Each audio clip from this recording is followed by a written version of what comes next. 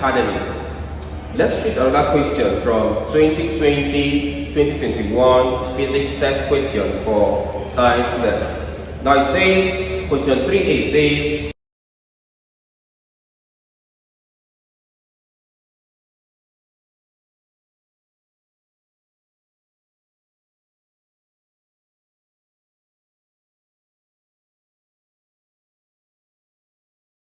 with diagrams, briefly describe how you would determine the volume of a human being. Now let's start by analyzing what volume means. Alright? Usually, if I have a figure such as this, a 3D figure now, for a 3D figure, I have three sides. That's a 3D regular figure, of course. I have length, I have breadth, and I have height. Now perhaps I want to call from this point to this point. Perhaps I want to call this my length, call this length from here to this point. And let's say I want to call from this point to this point, call it the height, that's this. And then, let's say from this point to this point here, I'll call it a breadth. So I have length, breadth, and height. Let me use this way. Alright, so I have length, breadth, and height. I'll get volume by simply multiplying length with breadth and then height. So if I multiply length, breadth, height, it gives me volume. Alright, so this is for a regular 3D figure. For a human being, how do I get the volume of a human being? Do I have to measure the human's height, his length, and his breadth? Your result will be inaccurate. So how do I get the volume of a human being? Now, here's what you know. First of all, there's an instrument called the Eureka can. It's an instrument called Eureka can. Here's what an Eureka can looks like. Something of this nature. Since I have a ground level here, so here's my ground level, and I have a giant Eureka can placed this way, this here and there.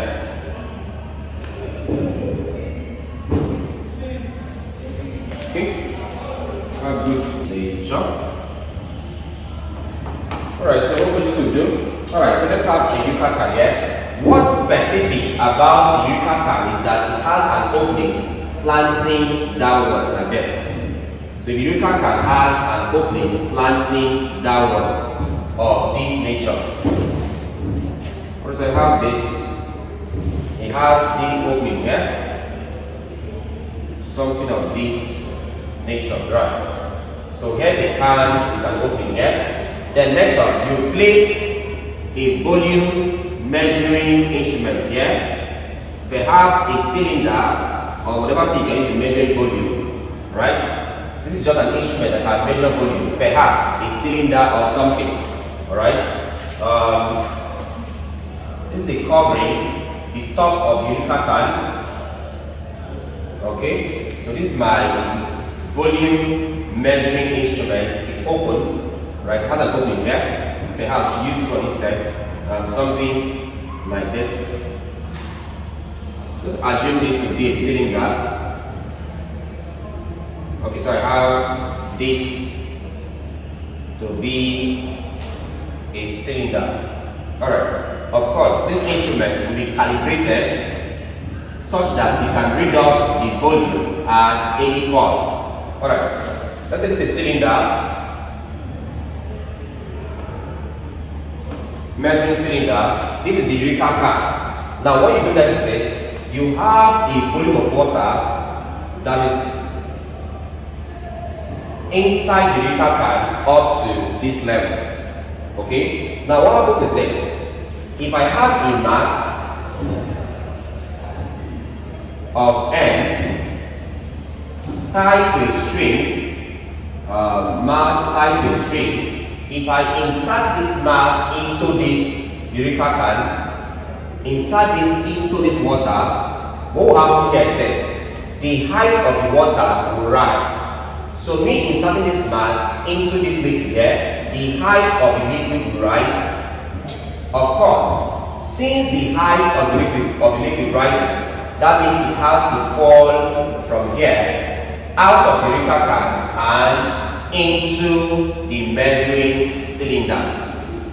Right. From here now, you can measure the volume of liquid displaced.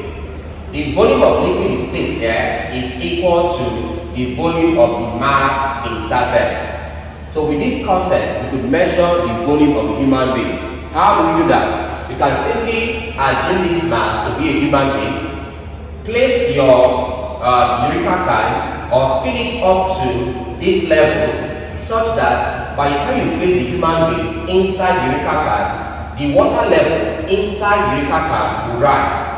And the water level rises up to the point where water goes out of the Eureka can and into a volume measuring instrument. Now next up, with this instrument, read off the volume of water here. The volume of water displaced will be equal to the volume of a human being. So this is how you can determine the volume of a human being. So in theoretical aspect, you can say you can easily determine the volume of a human being by placing the volume or by placing the human being into a Eureka can filled up to this level, such that when the human being is placed inside the Eureka can, he or she or the body, so I'm using it, so the body will displace a certain volume of liquid or will cause a rise in the volume of liquid. Of course, the rise in the volume of liquid will cause the liquid to rush out to this way and into the cylinder. So hence, the volume of the cylinder here, the volume of liquid displaced here will be equal to the volume of the human being. So in writing, you could say you would place the human being inside a Eureka can, of course, filled up to this level. And placing the human being inside the Eureka can will cause a rise in the height of the water level, such that some of the droplets of the water would go outside it and into a volume measuring instrument. Then you measure the volume of water displaced. The volume of water displaced here will be equal to the volume of the human being. This is how you can measure the volume of a human being. Now mind you, this method is not very accurate. Reason being that, of course, after the water passes here, there will still be some droplets of water left here. Yeah? Also, while the water is falling, you could still have possibly evaporation. Some droplets will be evaporated, and hence there will be somehow a loss in the volume of water. Either the force of adhesion between the Eureka can and the water droplet will keep some liquid particles still on the surface here, or some water droplets will be lost via evaporation. So the volume you have here might not necessarily be the entire volume. Some volume will be lost via evaporation and adhesion concept. But whichever way, this is a method of determining the volume of a human being.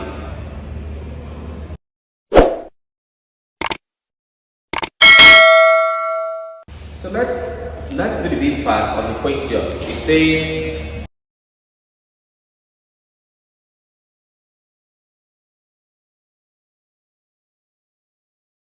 draw a well-labeled sketch of the forces acting on a spherical ball bearing falling in a viscous liquid. Alright? Draw a labeled sketch of the forces acting on a spherical ball bearing falling in a viscous liquid. Alright, so let's say we have a jar here. Let's say we have a jar here. Alright, so I have a jar here, and this jar contains liquid. of course, viscous liquid.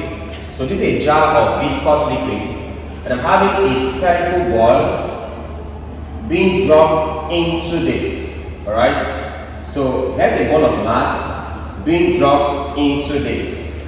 Alright, let me reproduce this diagram here. Now this is where it is before the ball gets into the jar of viscous liquid. Now here's the second diagram. Here's the second diagram.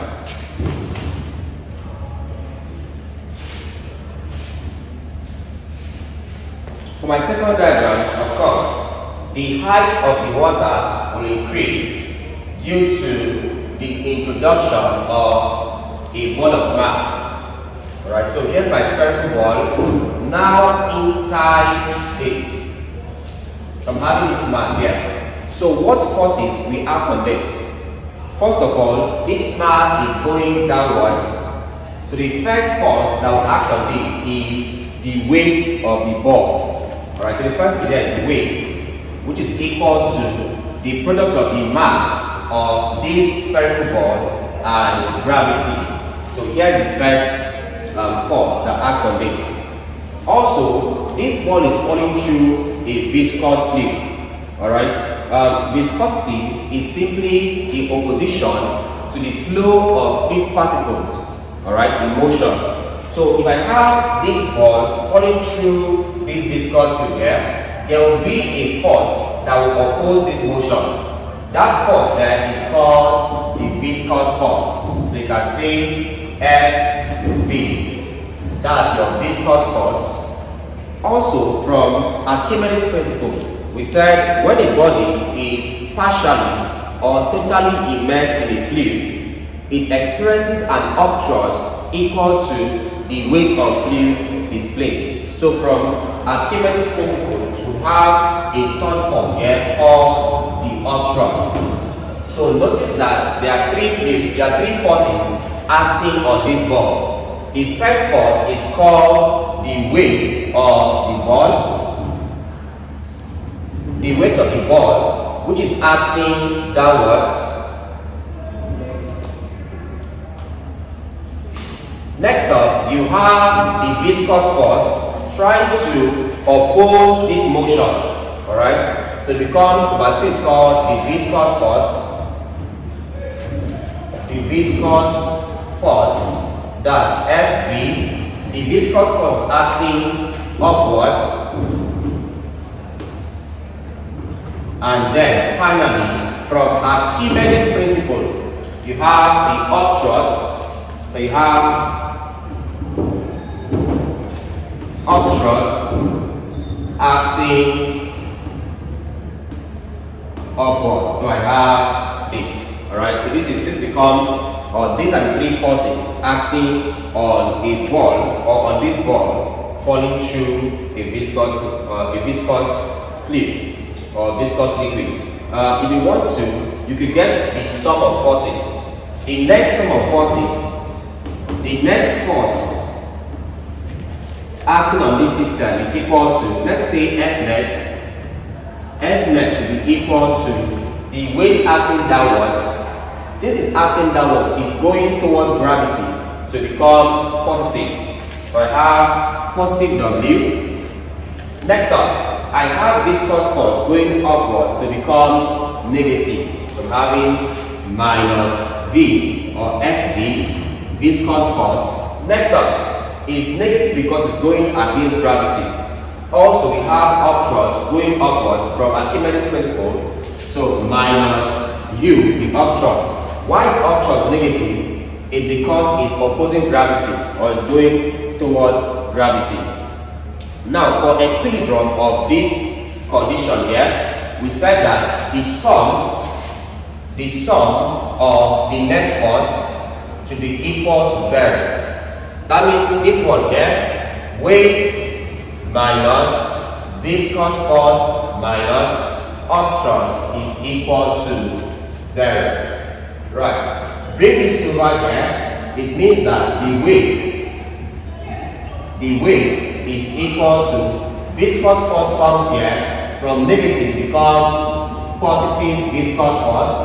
Upthrust from negative comes here, it becomes plus upthrust. So this is the equation guiding the forces acting on a ball or any body falling through a viscous force. The weight is equal to the sum of the viscous force and the upthrust. So let's look at the final part of that question. It says,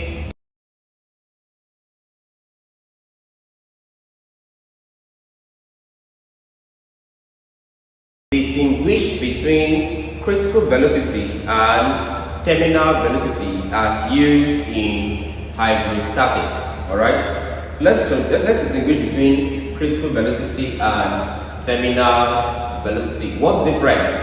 Before I tell you the difference there, let's understand what they mean. Now, first of all, let's look at what's called fluid flow. Let's look at fluid flow. I'll just narrow fluid flow to two concepts.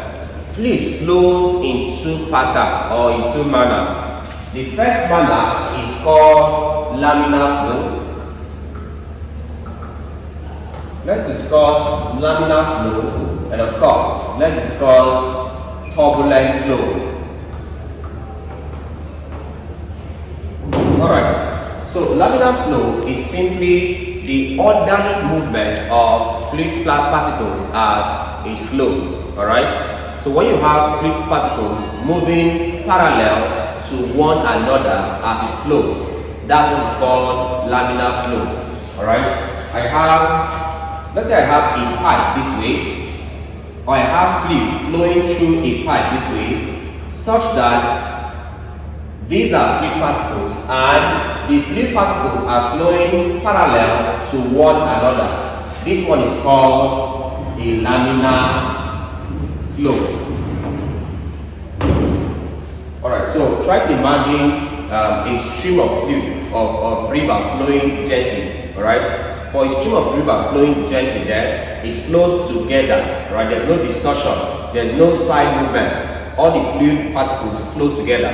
That's an example of what is called a laminar flow. There's something called turbulent flow. Turbulent flow is simply the zigzag or random flow or disorderly manner of movement of particles of a fluid as it flows. So example, just if you can remember the idea of pollen grains, how pollen grains move from a flower, or you can take for instance a cigarette. We have a cigarette this way, it goes this way and then it scatters, right? So you see the cigarette scattering this way. This is what is called a turbulent flow. This is called a turbulent flow. So for a laminar flow, the fluid particles are moving or traveling parallel to one another. For a turbulent flow, it's the zigzag or random or disorderly motion or flow of fluid particles. Now, critical velocity is simply the velocity above which a fluid flowing particle. Critical velocity is simply the velocity above which a flow changes from laminar to turbulent. That's critical velocity, alright? Now let's look at the next one, the concept of terminal velocity. Now, before here, I initially drew something of this nature. I'm saying, imagine you have a fluid here. Now, I think I observed that if you place an object, a small object or particle, into a fluid, or you place a small object per se into a, let's say, glass of water or bowl of water, what happens is this: this object falls speedily into the fluid. Now it gets to a point where the object starts coming down in a regular pattern or a regular velocity, alright, until it reaches the ground. So if you place an object inside a fluid, right, it falls in very fast. At a point somewhere within the liquid, it starts coming down gently until it reaches the bottom of the fluid. Now, this velocity with which the object falls at a constant rate is what is referred to as terminal velocity. So what then is the difference between critical velocity and terminal velocity? The difference is that critical velocity is simply the velocity above which a flow changes from laminar to turbulent, while terminal velocity is simply the constant velocity with which an object falls through a viscous liquid. So that's the difference between critical velocity and terminal velocity.